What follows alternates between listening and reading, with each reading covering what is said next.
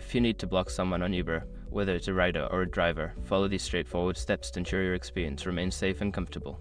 Step 1. Open the Uber app. Launch the Uber app on your smartphone. Make sure you are logged into your account to access the necessary features.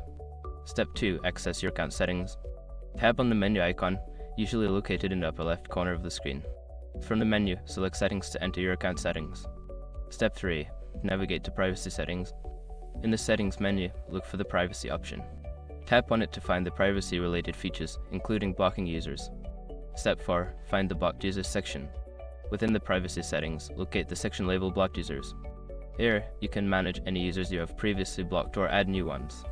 Step 5. Block the user. To block someone, enter their details or select them from your ride history. Confirm your choice to block them, and they will no longer be able to contact you or request rides. By following these steps, you can effectively block someone on Uber, ensuring a more secure and pleasant experience.